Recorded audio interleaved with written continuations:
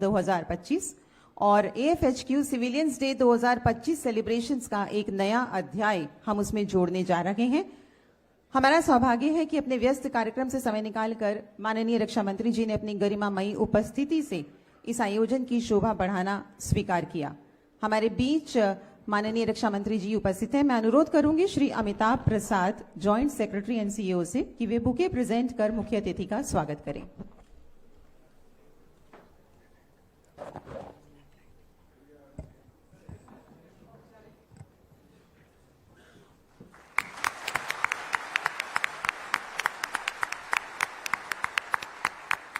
Thank you, sir. We again extend our heartfelt gratitude to our Honorable Chief Guest, Raksha Mantri ji, and all the esteemed dignitaries for sparing their valuable time and gracing this function with their presence. We, on the behalf of entire AFHQ community, warmly embrace your presence, sir. Thank you so much. Now, as every special occasion begins with a moment that connects us to our roots, a moment of tradition, hope, and new beginnings. And today, as we come together to celebrate AFHQ Day 2025, we light the ceremonial lamp, a timeless symbol of knowledge, wisdom, and positivity. Together, we ignite the spirit of unity, dedication, and pride that defines the AFHQ family. May I now request our Honorable Raksha Mantri ji to kindly step forward and mark the beginning of today's celebration with ceremonial lighting of lamp. Please, sir.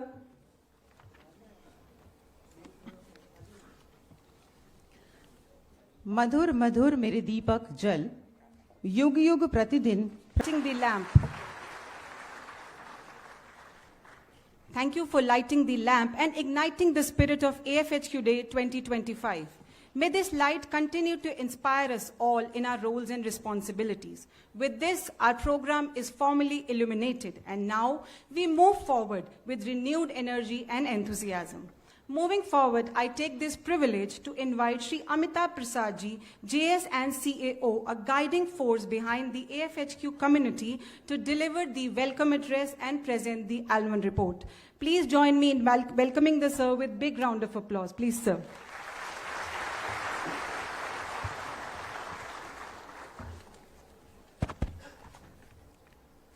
माननीय रक्षा मंत्री जी, defence secretary, Chief of Defence Staff, Chief of Army Staff, Chief of Air Staff, Secretary ESW, Secretary DDR&D, FADS, Additional Secretary, AFHQ के हमारे प्यारे colleagues, आज मैं AFHQ day के अवसर पर आपका आदरपूर्वक अभिनंदन करता हूं और इस समारोह में स्वागत करता हूं। आज के कार्यक्रम को शुरू करने से पहले सर, हम आपको यह बताना चाहेंगे कि जो आपने पिछले साल अपना ओजपूर्ण भाषण से हमें प्रेरित किया था, उससे हमने ये ठान लिया था कि हम असंभव को भी संभव करके दिखाएंगे।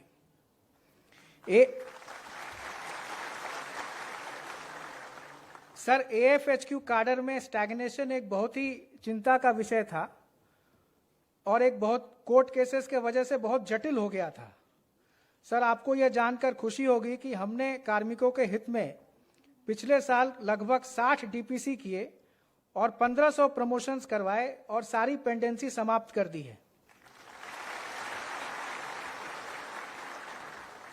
सर, डायरेक्ट रिक्रूटमेंट से भी हम लोग 603 उम्मीदवारों की नियुक्ति की और कॉम्पैशनेट अपॉइंटमेंट्स में भी 32 उम्मीदवारों को नियुक्तियां दी गई। सर, इन सभी को रोजगार मेले में नियुक्ति पत्र प्रदान भी कर दिया गया है। सर, जब आपने वर्ष 2025 को रक्षा मंत्रालय का ईयर ऑफ रिफॉर्म्स डिक्लेयर किया, तो हमने भी डिफेंस सेक्रेटरी सर के मार्गदर्शन में ब्रेनस्टॉर्मिंग किया कि हम क्या नए कदम उठा सकते हैं और अपनी सेवाओं में क्या सुधार ला सकते हैं। उसकी एक झलक सर, जो इनिशिएटिव्स हम ले रहे हैं सर, आपके समक्ष प्रस्तुत करने की अनुमति चाहते हैं। सर, सबसे पहले हम अपनी वेबसाइट को रिवैम्प करके यूजर फ्रेंडली बनाया सर, जिसकी लॉन्च आज आपके कर कमलों से होगी। साइबर सिक्योर्ड एनवायरनमेंट में सर, एम्प्लॉइज अपने pay slip, form 16, medical claim आदि को डाउनलोड कर सकते हैं और हमारा जो डिफेंस हेडक्वार्टर ट्रेनिंग इंस्टीट्यूट है, उसके लिए जो भी ट्रेनिंग मॉड्यूल चाहिए IGOT में, वो आवेदन भी कर सकते हैं। इसी क्रम में सर हमने अपने ऑफिस को EHRMS सिस्टम पोर्टल पे ऑनबोर्ड कर लिया। अब एम्प्लॉयज के leave, annual property return, intimation of property transaction, foreign tour, passport के NOC इसी पोर्टल पे अप्रूव हो रहे हैं। शीघ्र ही सर हम APR annual performance assessment report को ऑनलाइन करने के लिए स्पैरो प्लेटफॉर्म से जुड़ने जा रहे हैं। सर हम सभी तीनों सेनाओं के ऑफिसर जो दिल्ली में पोस्टेड हैं उनके लिए अकोमोडेशन अलॉटमेंट प्रक्रिया करते हैं सर। उसकी बेहतरी के लिए हम internet based accommodation management system भी शुरू करने जा रहे हैं, जिससे डिजिटल रजिस्ट्रेशन और अलॉटमेंट किए जा सकेंगे सर।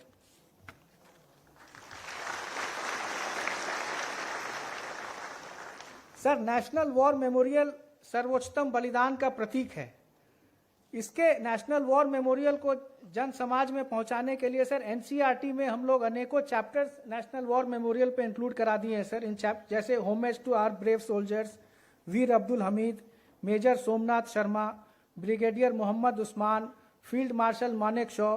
साथ ही सर एक नेशनल वॉर मेमोरियल पे क्लास 6 की में एक कविता भी जोड़ी गई है सर।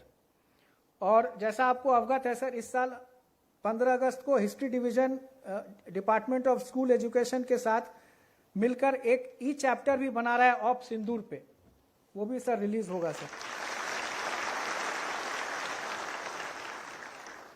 सर हमारे यहाँ in house defence training institute है, जो इन हाउस ट्रेनिंग की अच्छी सुविधा है सर। तो हमने देखा कि डेपुटेशन पे जो अधिकारी आते हैं सर यहाँ, उनको डिफेंस स्पेसिफिक जो जैसे MSI है, मैनुअल ऑफ सिक्योरिटी इंस्ट्रक्शंस है, या डिफेंस प्रोक्योरमेंट प्रोसीजर है, उनकी बारे में ज़्यादा जानकारी नहीं होती है। तो सर अब जितने भी नए डेपुटेशन पे अधिकारी आ रहे हैं सर, उनके लिए हम 2 दिन का कैप्सूल कोर्स भी शुरू कर दिए हैं सर, उनको फैमिलराइज कराने के लिए। अंत में सर मैं AFHQ परिवार के तरफ से आपको यह विश्वास दिलाता हूं कि हम लोग हमेशा सतत ऊंचाइयों की तरफ अग्रसर रहेंगे, और आपके मार्गदर्शन और आपको सुनने के लिए सर आज भी पूरी भीड़ उत्सुक है। तो अब मैं ज्यादा समय नहीं लूंगा सर, आप लोग सबका स्वागत है। बहुत बहुत धन्यवाद sir. Thank you so much, sir. As we celebrate progress and dedication today, we also take pride in embracing digital transformation. In line with the vision of transparent, efficient, and accessible governance, we are delighted to announce the launch of the new and revamped website of the Office of JS and COA. May I now request our Honorable Raksha Mantri ji to kindly unveil and officially launch the new website of Office of JS and CAO. Please, sir.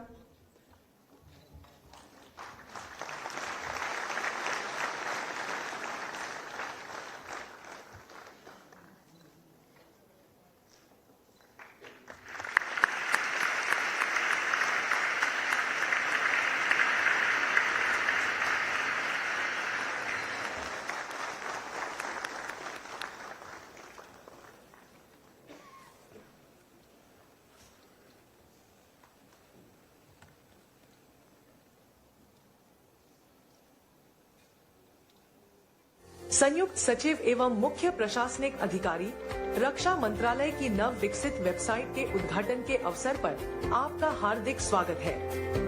यह website कर्मचारियों एवं आम जनता दोनों को हमारे संगठन के बारे में जानकारी एवं महत्वपूर्ण सेवाएं प्रदान करेगी। इस वेबसाइट के माध्यम से कर्मचारियों को हमारे कार्यालय के नवीनतम आदेश और अपडेट मिलेंगे, जैसे कि प्रमोशन, स्थानांतरण, टर्नओवर की सूचियां एवं चिकित्सा दावों का status.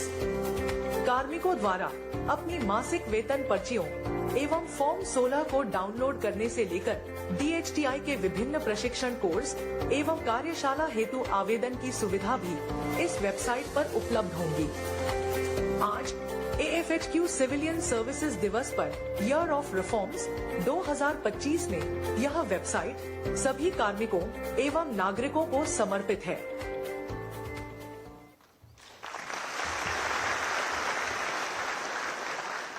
We congratulate the entire team of Office of JS and COA for their successful initiative.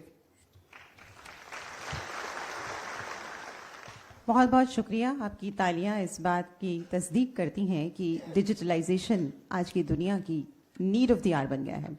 और साथियों, विकास का पथ एक ऐसा पथ होता है जिस पर चलकर हमारे सपनों की मंजिल का मंजर तय किया जाता है। और भारत जैसे युवा देश की विकास यात्रा आज जिस गति से अपने पथ पर अग्रसर है, उसने पूरी दुनिया को चौंका दिया है।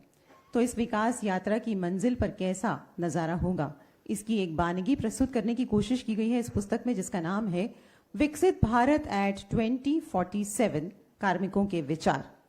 लगभग 8 माह की मेहनत, 32 लेख और मन में जन्म लेते असंख्य विचार जब एक कवर की शक्ल में हमारे सामने आते हैं तो बनती है वो किताब जिसे JS एंड CEO's ऑफिस द्वारा नाम दिया गया विकसित भारत एट 2047 कार्मिकों के विचार। और मुझे ये बताते हुए बेहद हर्ष हो रहा है कि रक्षा मंत्रालय के किसी भी राजभाषा विभाग द्वारा प्रकाशित की जाने वाली ये अपनी तरह की पहली प्रस्तुति है। मुझे यह घोषणा करते हुए अत्यंत हर्ष हो रहा है कि आज विकसित भारत के साथ एक और पत्रिका संवाद का भी विमोचन किया जाएगा।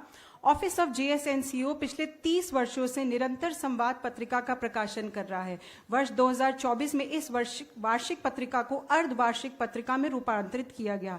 यह संवाद का 32वां अंक है। इसमें रक्षा मुख्यालय के अंतर्गत सेवा मुख्यालय और अंतर सेवा संगठनों में तैनात विभिन्न पदक्रमों के अधिकारियों व कर्मचारियों द्वारा लिखे गए यात्रा संबंधित लेख, निबंध, सत्य घटना पर आधारित लेख, कविताएं आदि हैं।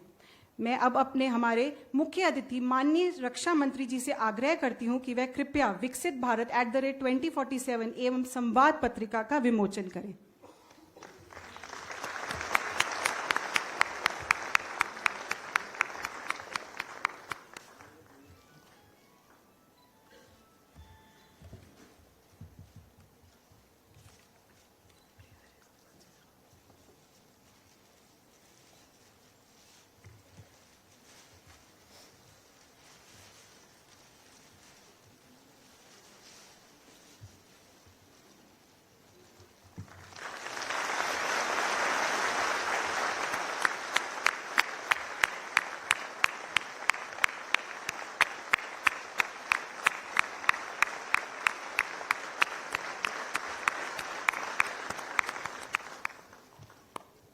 सभी का बहुत बहुत धन्यवाद। Now moving on to award distribution ceremony. The first category of awards is Blazer Awards. Meritorious sportsperson and cultural artist of AFHQ ISOs are felicitated by awarding Blazer for excelling and making remarkable contribution towards promotion of sports and cultural activities on the basis of their achievements at national, all India civil services and inter-ministry tournaments championships in both individual and team events. For the year 24-25, meritorious sportsperson have been selected for the award of Blazer for their outstanding performance in various sports during the past 5 years. Blazers have already been given to the awardees. Now may I please respectfully invite our Honorable Raksha Mantri ji to kindly come forward and honor our awardees by presenting them with certificates and medals. Please, sir.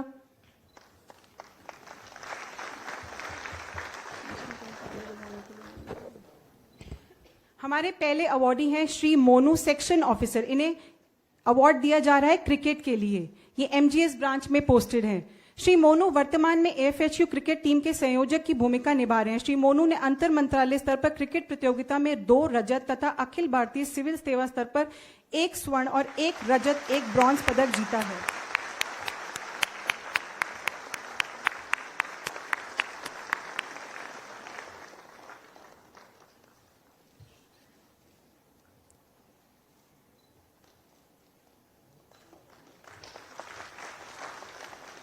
हमारे अगले awardee हैं श्री अनिल गेरा, IDS मुख्यालय सेना भवन, research officer chess के लिए। श्री अनिल गेरा जी AFHQ संयोजक की भूमिका पिछले 2 वर्षों से निभा रहे हैं। उन्हें संयोजक पद पर रहते हुए रक्षा मंत्रालय टीम ने अंतर मंत्रालय स्तर पर 23-24 में रजत पदक और 24-25 में कांस्य पदक जीता है।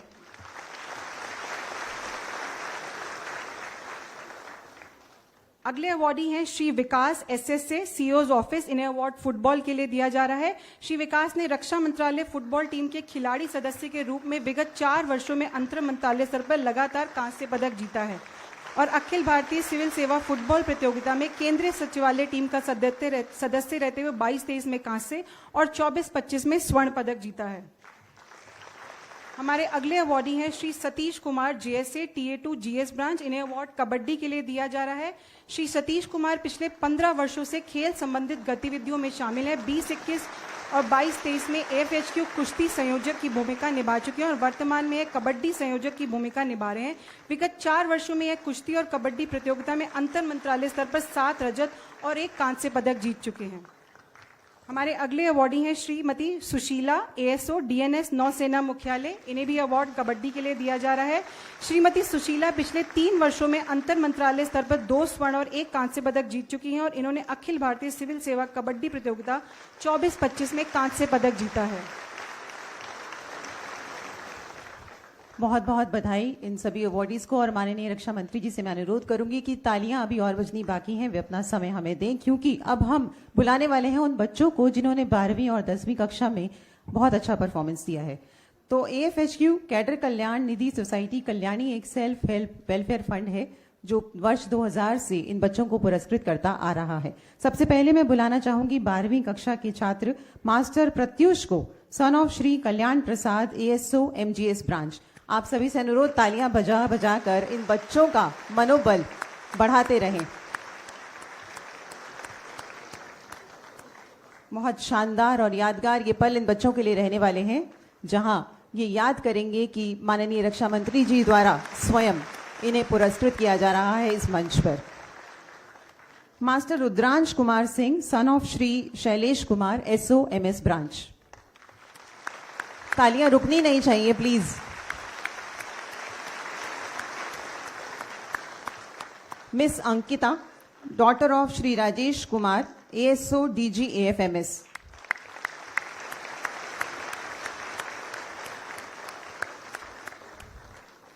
राजेश कुमार जी के लिए ये दोहरी खुशी, क्योंकि मिस अर्पिता भी daughter of Shri Rajesh Kumar, ASO DG AFMS ही हैं। दोनों पुत्रियां अपने पिता का नाम रोशन कर रही हैं।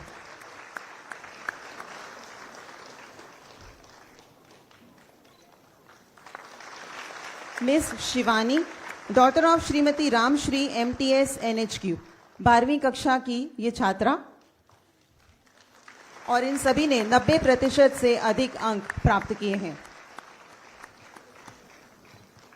10वीं कक्षा की ओर अगर बढ़ें तो master Abhinav Singh, son of Shri Ajit Kumar Singh, ASO MGS branch, हमारे अगले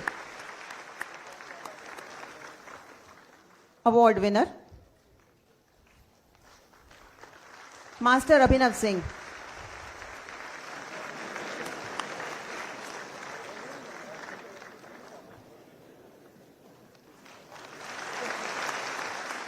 miss Muskan, daughter of Shrimati Ramshree, MTS NHQ, एक पुत्री 12वीं में और एक 10वीं में। रामश्री मैम को बहुत बहुत बधाई।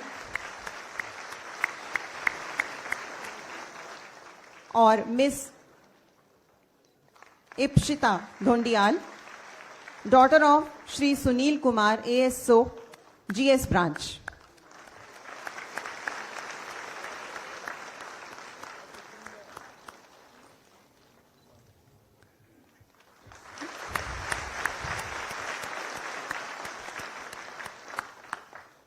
कहते हैं कि विकल्प बहुत मिलेंगे मार्ग भटकाने के लिए, लेकिन संकल्प एक ही काफी है मंजिल तक ले जाने के लिए।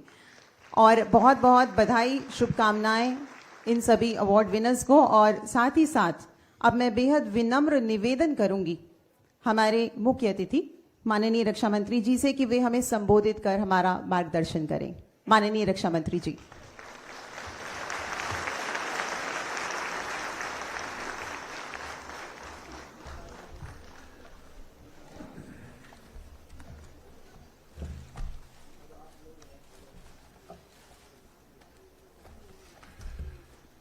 Chief of Defence Staff, General Anil Chauhan, Chief of Army Staff, General Upendra Dwivedi, Chief of Air Staff, Air Chief Marshal A.P. Singh, Defence Secretary Sri Rajesh Kumar Singh, Secretary Ex Servicemen Welfare Dr. Nitin Chandra, Dr.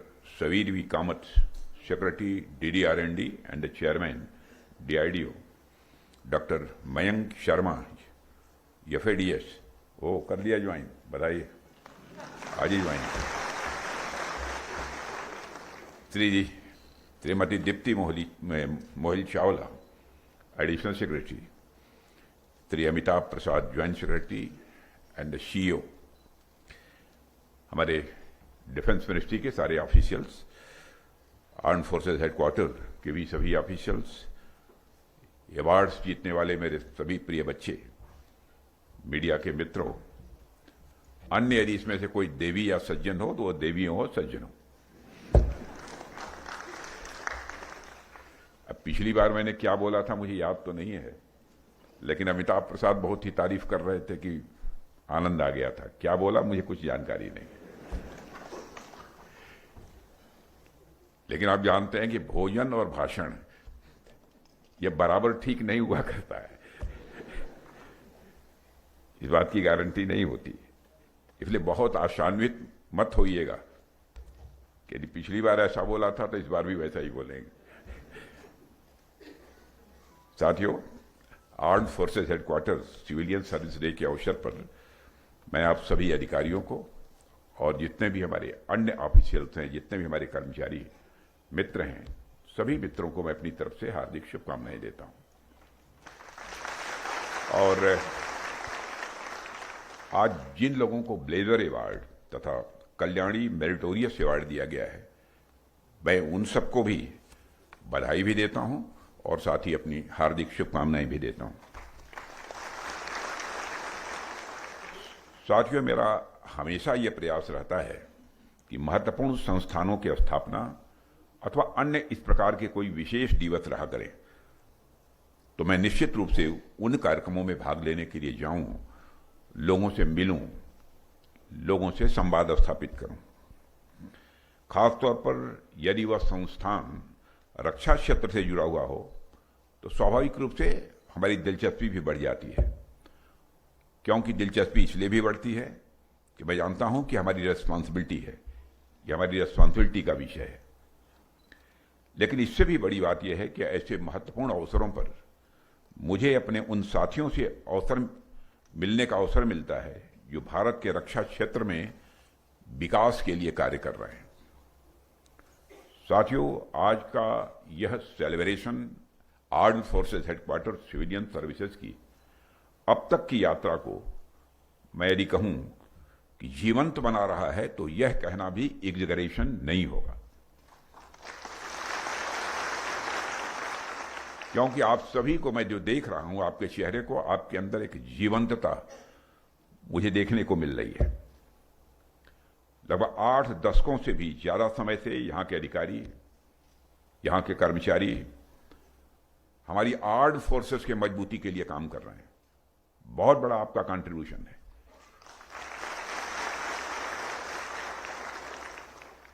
शायद ये किसी को बाहर बैठे हुए व्यक्ति को लग सकता है कि आर्म्ड फोर्सेस हेडक्वार्टर में जो सिविलियंस हैं उनका क्या मेजर कंट्रीब्यूशन क्या हो सकता है, लेकिन विगत 6 वर्षों से डिफेंस मिनिस्टर के रूप में जो मैं काम कर रहा हूं, मुझे यह अहमियत समझ में आती है कि यदि हमारे आर्म फोर्सेस के जो अधिकारी हैं, जवान हैं, उनका जितना कंट्रीब्यूशन है आपका किसी से कम नहीं है।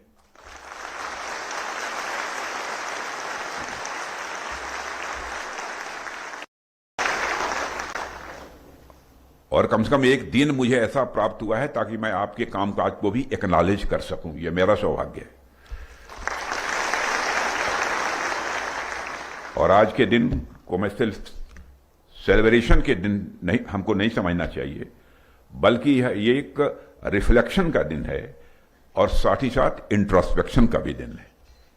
आपके भी इंट्रोस्पेक्शन का दिन है कि भविष्य में और क्या कुछ अधिक कर सकते हैं। साथियों, आमतौर पर जब भी देश की रक्षा अथवा सुरक्षा की बात होती है तो स्वाभाविक रूप से हर व्यक्ति के जहन में वर्दीधारी सैनिक आता है, क्योंकि रक्षा जहां जुड़ा है, सुरक्षा जहां यह शब्द लगा हुआ है, तो स्वाभाविक रूप से जहन में वर्दीधारी सैनिक की याद आएगी। और यह बिल्कुल सामान्य सी बात है, क्योंकि हमारे वर्दीधारी सैनिक सीमाओं पर खड़े होकर देश की रक्षा करते हैं, देश के मान, सम्मान, स्वाभिमान की रक्षा करते हैं।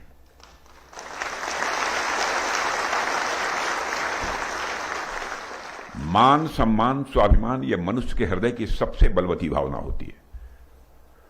मनुष्य जीवन में हर चीज से समझौता कर सकता है, लेकिन अपने मान, सम्मान, स्वाभिमान से किसी भी सूरत में समझौता नहीं कर सकता।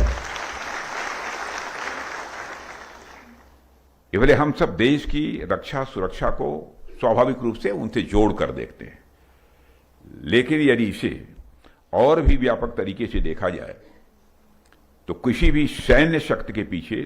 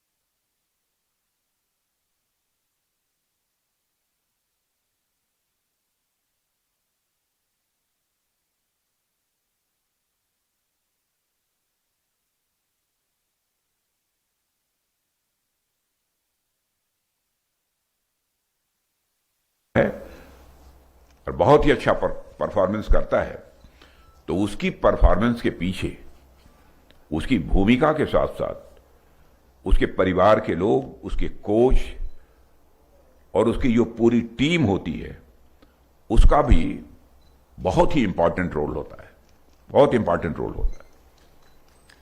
और ठीक इसी तरह हमारी सेनाओं की मजबूती में भी मैं कह सकता हूं कि हमारे जो सिविलियंस हैं, इनका कंट्रीब्यूशन होता है।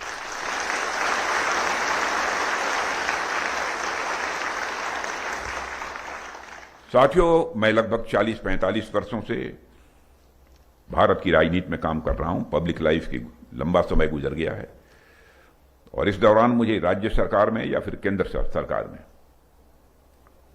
शायद ही ऐसी कोई महत्वपूर्ण जिम्मेदारी शेष बची हो जिसका कि निर्वाह मैंने न किया हो।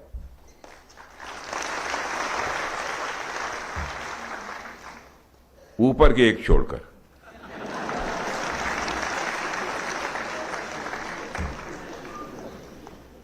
और इस व्यापक अनुभव के बाद जब मुझे रक्षा मंत्रालय का दायित्व तो सौंपा गया है, तो सचमुच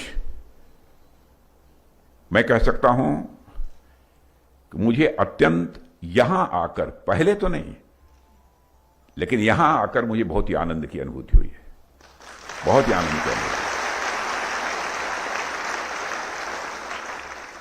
हमारे आर्म्ड फोर्सेस के अफसर्स, जवानों से मिलकर मुझे जो तसल्ली मिलती है, आप जैसे लोगों से मिलकर जो एक अनुकूल संवेदना, यानी इसे कहा सुखद अनुभूति होती है, मैं उसको शब्दों में बयान नहीं कर सकता। मुझे बहुत आनंद आता है।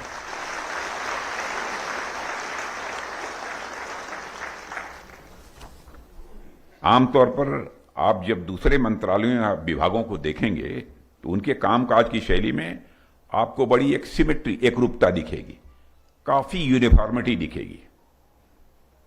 चाहे वो ट्रांसपेरेंसी का विषय हो, चाहे वो अकाउंटेबिलिटी का विषय हो, या गवर्नेंस के लेवल की बात हो, इन सभी मामलों में उनके काम करने का तरीका लगभग कमोबेश एक जैसा ही होता है। लेकिन रक्षा मंत्रालय में मैंने ये देखा है, कुछ महत्वपूर्ण मामलों में काम करने का जो तरीका है वह अन्य विभागों से यह काफी अलग है। उदाहरण के रूप में आप देखिए, यहां के जो फाइनेंशियल रूल्स होते हैं कुछ अलग प्रकार के होते हैं।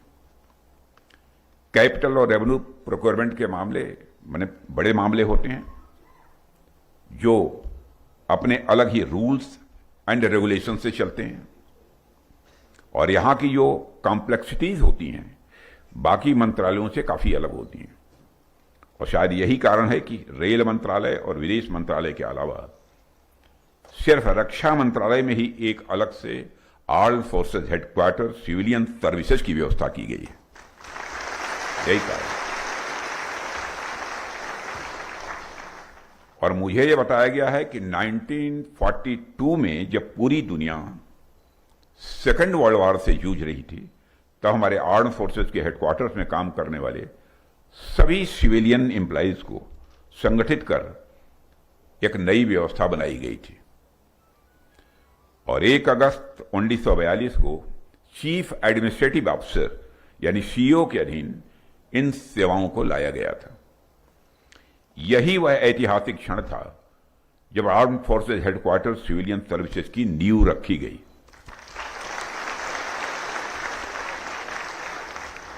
और उसके बाद तो 1960 व 70 के डिकेड्स में जब देश को कई युद्धों का सामना करना पड़ा, तब इन सेवाओं को और भी मजबूत और विस्तृत किया गया। और यह इस बात का प्रमाण है कि संकट की घड़ी में arm forces headquarter civilian services ने हमेशा देश के रक्षा के ढांचे को मजबूती देने का काम किया है। वार टाइम हो या पीस टाइम हो, हमारी arm forces headquarter civilian services ने देश की रक्षा व्यवस्था को, सुरक्षा व्यवस्था को अंदर से मजबूत करने में एक बहुत ही अहम भूमिका निभाई है, बहुत अहम भूमिका निभाई है। साथियों, आर्म फोर्सेज हेडक्वार्टर सर्विसेज रक्षा मंत्रालय के लिए एक इंस्टीट्यूशनल मेमोरी का काम करती है, जो यहां के एडमिनिस्ट्रेशन में कंसिस्टेंसी, डोमेन एक्सपर्टीज और यूनिफॉर्मिटी प्रदान करता है। आप सबका योगदान सिर्फ पॉलिसी कंटिन्यूटी की दिशा में ही महत्वपूर्ण नहीं है, बल्कि इसके साथ साथ आप लोग सिविल मिलिट्री सिनर्जी को स्थापित करने की दृष्टि से भी बहुत, यदि मैं कहूं कि प्रमुख भूमिका का, प्रमुख कड़ी का निर्वाह करते हैं, तो यह कहना भी अतिशयोक्तिपूर्ण नहीं होगा।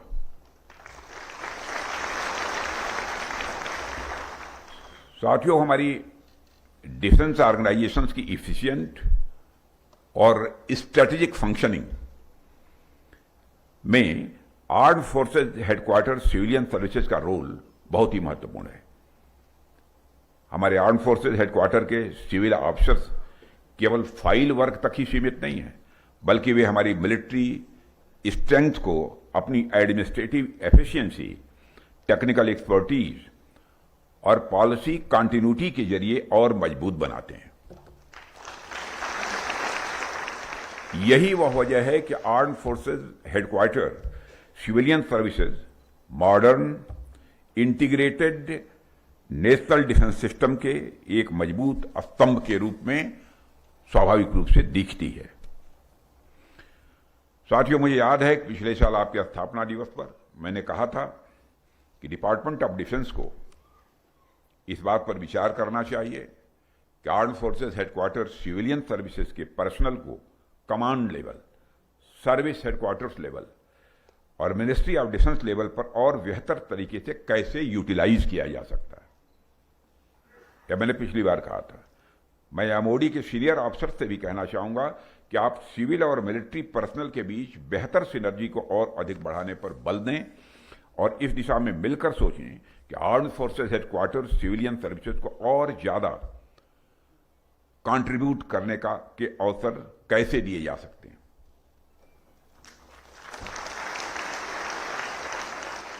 जब सिविल और मिलिट्री सेवाएं एक साथ जुटकर राष्ट्रहित में काम करती हैं, तो स्वाभाविक रूप से देश की सुरक्षा का ढांचा और अधिक मजबूत होता है। यही हमारा संकल्प भी होना चाहिए, मैं मानता हूं, यही हमारा संकल्प होना चाहिए। और साथियों, सिविल मिलिट्री सिनर्जी का महत्व तो आज के समय में इसलिए भी बढ़ गया है क्योंकि आज की दुनिया बड़ी अनसर्टेन, अनिश्चित सी हो गई है। आज हम ये अनुमान नहीं लगा सकते कि दुनिया के जिन इलाकों में आज शांति है, वह भविष्य में कभी वहां तनाव नहीं होगा अथवा कल अशांति नहीं होगी। इसका अनुमान नहीं लगाया जा सकता। आप खुद ही सोचिए, आज से 3-4 महीने पहले हमने कहां सोचा था कि हमें कभी ऑपरेशन सिंदूर भी इतनी जल्दी करना पड़ेगा। इतना तो मैंने बराबर कहा था, हमारे जब भी चीफ बैठते थे कि हमको हर समय तैयार रहना चाहिए, और हमारे शास्त्रों में कहा गया है तैयारी जब भी करनी चाहिए, शांति काल हो तो उसी में युद्ध की तैयारी करनी चाहिए।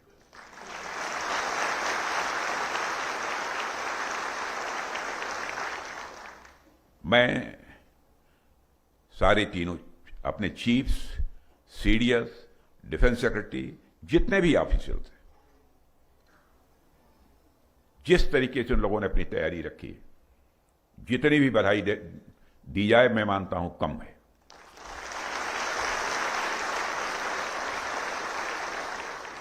क्योंकि मुझे याद है कि 22 तारीख को जब पहलगाम का यह कांड हुआ था तो 23 को ही हम लोग बैठे थे, सारे chiefs, CDS, defence secretary, NSA. बैठते ही मैंने पहला सवाल किया था, क्या हम किसी मेजर ऑपरेशन के लिए तैयार हैं? मित्रों, मैं एग्जैगरेट नहीं कर रहा हूं, बढ़ाकर नहीं कर रहा हूं। सारे लोगों ने एक स्वर में कहा हम तैयार हैं और इसी समय की कार्रवाई करनी होगी।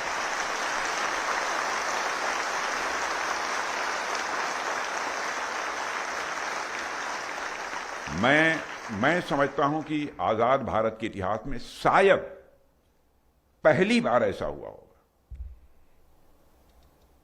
कि कोई वारदात हो जाए, कोई घटना हो जाए, उसके बाद सारे चीफ्स बैठें और कोई यह न कहे कि हमको यह चाहिए वह चाहिए।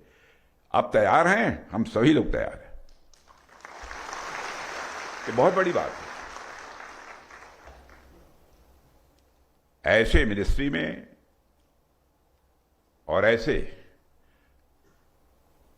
ऑफिसर्स के साथ, ऐसे अपने मित्रों के साथ मुझे काम करने का अवसर मिला है।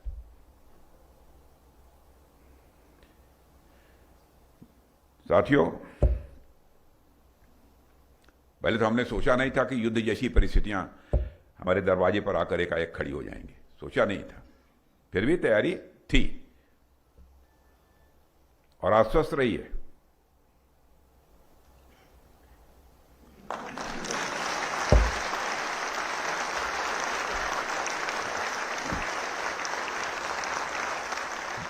भविष्य भी उज्जवल है।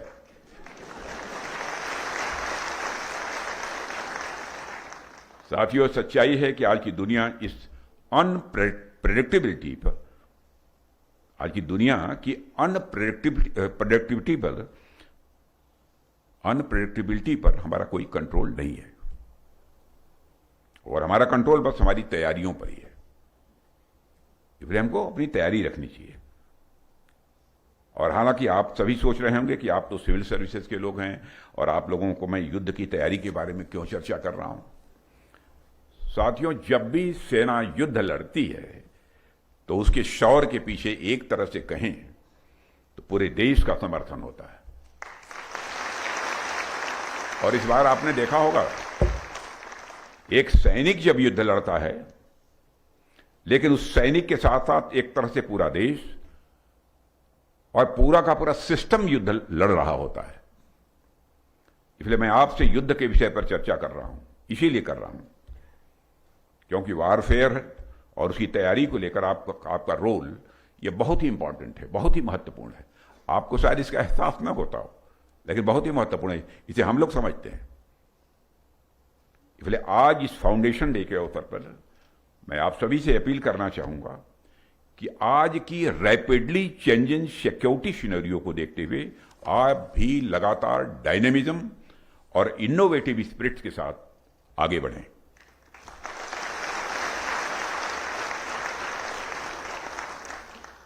और मुझे पता है कि आप सब परिश्रम करते हैं, मेहनत करते हैं, और यह भी मुझे मालूम है कि आप सबके अंदर एक स्ट्रांग विल पावर भी है। और मैं आपसे बस यही कहना चाहता हूं कि बदलते समय को ध्यान में रखते हुए और बदलती हुई जरूरतों के अनुसार खुद को लगातार स्वयं को भी इंप्रूव करने की जरूरत है, इसकी भी चिंता की जानी चाहिए। क्योंकि अभी जिस स्थिति में पूरी दुनिया है उसमें हम जरा सी भी लापरवाही या जरा से भी गलती करेंगे तो उसके परिणाम ठीक नहीं होंगे। इसलिए गलती अथवा लापरवाही की कहीं पर गुंजाइश शेष नहीं बचती है। ऑपरेशन सिंदूर के दौरान हमने देखा कि किस तरह से आपने भी हमारी सेना को बैकएंड सपोर्ट दिया था। रक्षा मंत्रालय के अलग अलग डिपार्टमेंट ने भी अपनी सारी भूमिकाओं को बहुत ही खूबसूरती के साथ बहुत अच्छी तरह से निभाया, जिसकी वजह से हम इतने सफल ऑपरेशन को अंजाम दे पाए। सफल ऑपरेशन इसलिए कह रहा हूं कि आप कल्पना कर सकते हैं, जो टारगेट्स तय किया था उस टारगेट को हिट करने में, जैसा हिट करना चाहते थे वैसा हिट करने में हमारी सेना ने कामयाबी हासिल की।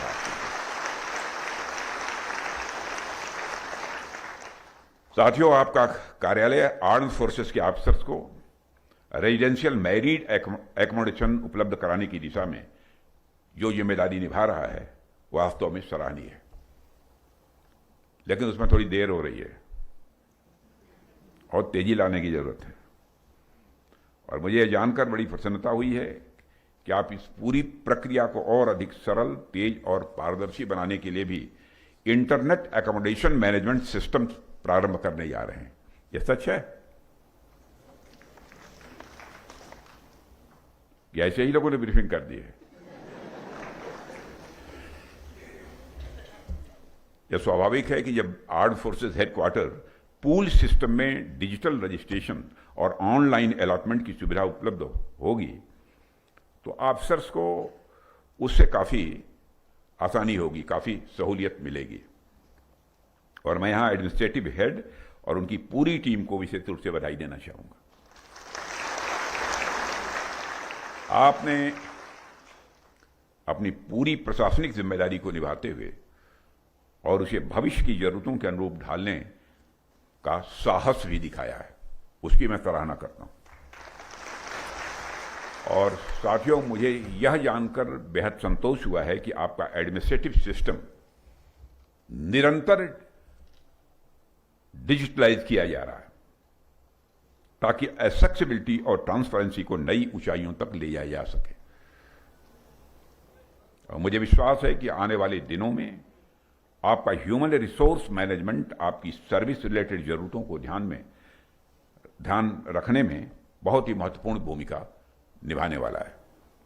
और यह पोर्टल एक भरोसा है, जिसको अभी वो किया है कि आपकी समस्याओं को समय पर सुना और सुलझाया जाएगा। जब पर्सनल इश्यूज डिजिटल रूप से शीघ्रता से निपटेंगे तब कर्मचारियों की ऊर्जा और समय दोनों ही देश की सेवा में और अधिक प्रभावी ढंग से लग पाएंगे। और साथ ही armed forces headquarters civilian services day के अवसर पर मैं डिपार्टमेंट से यह भी अपेक्षा करूंगा कि सेवा के संबंध में जो भी कैडर रिलेटेड मैटर्स हैं उनको उचित गति के साथ सर्विसेज के बेनिफिट के लिए आगे बढ़ाया जाए। हमारे प्रधानमंत्री जी के नेतृत्व में हमारी सरकार भी इस सोच को लेकर पूरी तरह से कमिटेड है कि प्रशासनिक सुधार केवल फाइलों में ही नहीं होने चाहिए, बल्कि हर कर्मचारी के जीवन में वास्तविक परिवर्तन लाएं। उससे ही हम सही में प्रशासनिक सुधार मानेंगे। मैं चाहूंगा कि हमारी सर्विसेज को जिन प्रोग्रेसिव स्टेप्स के द्वारा और मजबूत बनाया जा सकता है, उन स्टेप्स पर लगातार विचार जिसे कहा जाए चिंतन का, मंथन का यह सिलसिला चलते रहना चाहिए। और मुझे खुशी है कि आपका कार्यालय इन दिशाओं में तेजी से आगे बढ़ रहा है। मैं एक बार फिर आप सभी को इस सराहनीय कार्य के लिए साधुवाद देता हूं।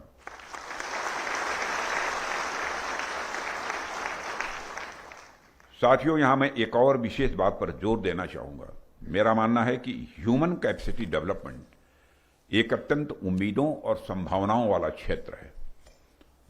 चाहे वो आपकी सर्विस हो या फिर कोई और भी सर्विस हो, उसमें ट्रेनिंग एंड कैपेबिलिटी डेवलपमेंट द्वारा लगातार बेहतरी लाने की संभावनाएं हर समय बनी रहती हैं। ट्रेनिंग एक ऐसा टूल है जिसके अंतर्गत देश विदेश में हो रहे बेहतरीन प्रैक्टिसेस को हम समझ सकते हैं और उन्हें हम अपना सकते हैं। आप डिफेंस के परमानेंट सिविल सर्विस में हैं, इसलिए मैं चाहूंगा कि दूसरे देशों में आपके काउंटर पार्ट्स जो बेस्ट प्रैक्टिसेस अपना रहे हैं, आप उनकी भी स्टडी करें।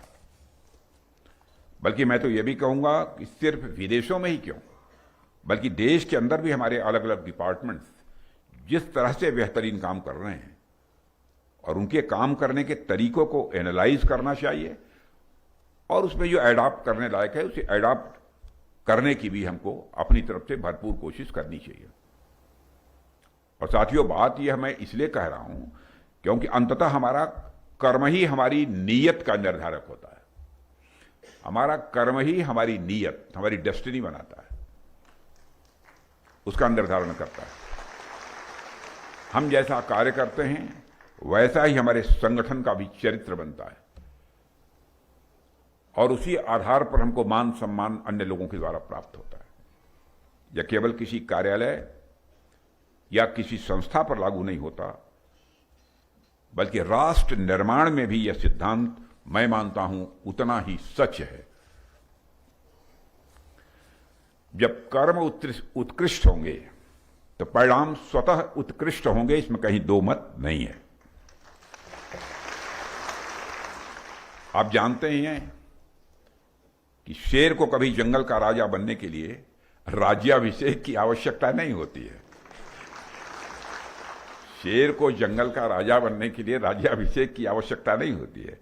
उसका आचरण, उसका साहस, उसकी क्षमताएं स्वाभाविक रूप से वह स्थान दिला देती हैं कि सब लोग उसका सम्मान करते हैं। अलग करते हैं लेकिन डर से ही है।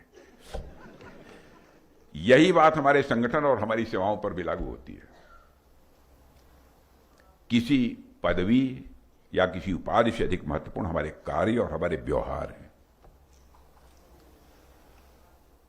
कार्य और व्यवहार, कार्य की भी अहमियत है, लेकिन कार्य से व्यवहार की अहमियत कम नहीं है।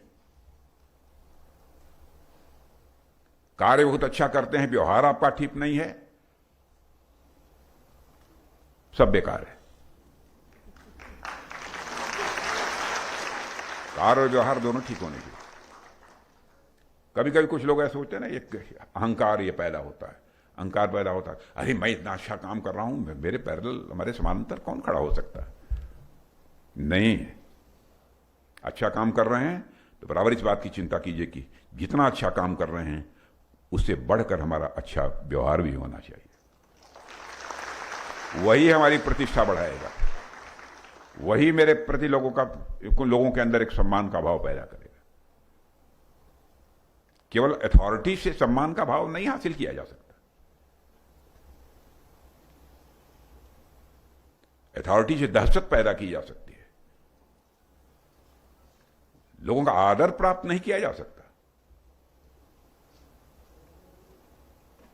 तो इंसान है, हमारा व्यवहार ऐसा होना चाहिए ताकि प्रत्यक्ष सामने बैठे हुए व्यक्ति को भी अनुकूल संवेदना हो, उसको भी अच्छा लगे। कभी कभी नाराजगी भी व्यक्त करने का एक अपना तरीका होता है। यह आवश्यक नहीं है कि आप शब्दों का प्रयोग करिए तभी आप नाराजगी व्यक्त करेंगे। अपने सबऑर्डिनेट को कहना, आप कह सकते हैं भाई मैं थोड़ा सहमत नहीं हो पा रहा हूं, मुझे मामला जमा नहीं है, आप जब ठीक करो इसको। यह भी तरीका होता है, क्योंकि आप दहशत यदि उसके मन के अंदर पैदा कर देते हैं तो उसकी जो काम करने की क्षमता है, उसकी एफिशिएंसी है, उस एफिशिएंसी को आप स्वाभाविक रूप से खुद ही कम कर देते हैं, जो कुछ भी उसके अंदर क्षमता।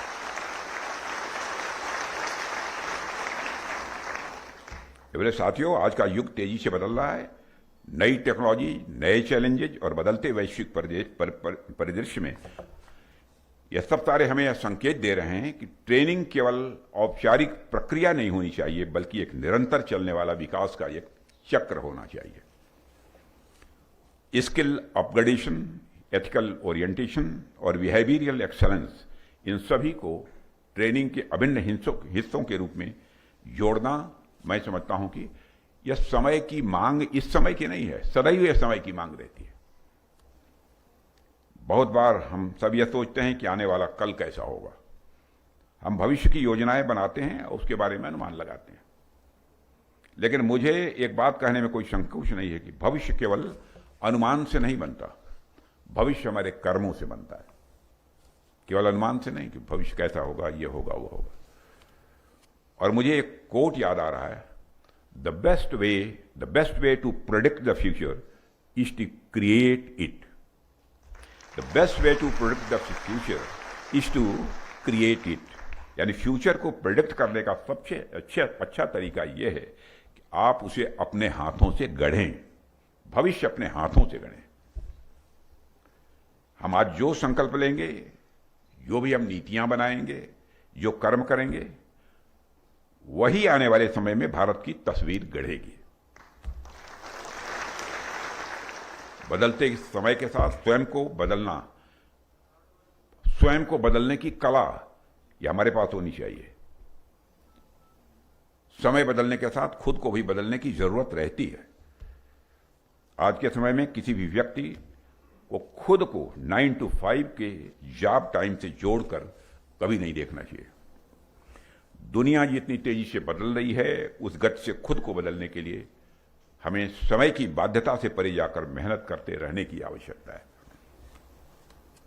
हम जितना ज्यादा मेहनत करेंगे, उसी अनुपात में हमारा स्किल भी बढ़ेगा, संस्था की साख भी बढ़ेगी, और अल्टीमेटली जिस राष्ट्र के लिए, जिस देश के लिए हम काम कर रहे हैं, उस देश का विकास भी होगा, उसका भी मस्तक ऊंचा होगा।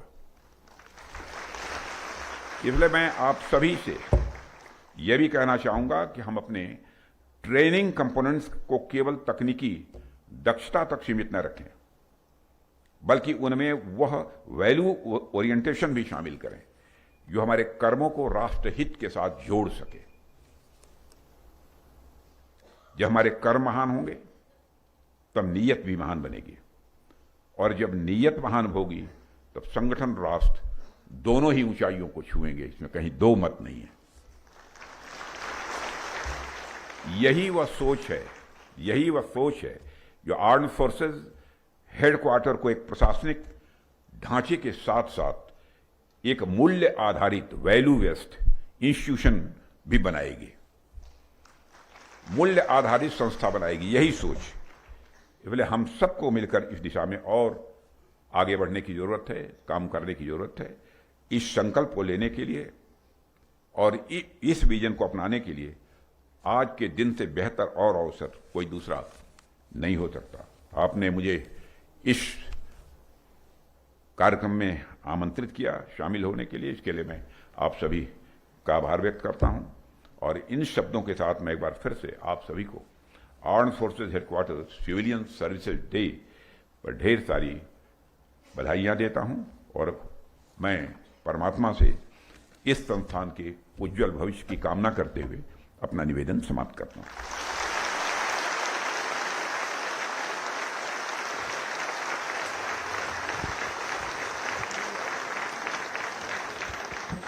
माननीय रक्षा मंत्री जी, आपका आभार कि आपने अपने बहुमूल्य विचारों से हमारा मार्गदर्शन किया और इस अवसर को स्मरणीय बना दिया। दिल से धन्यवाद। आपने हमारी हिम्मत और जोश बढ़ाया और हमें आगे और अच्छा काम करने की प्रेरणा दी। धन्यवाद sir. Now, as we approach the conclusion of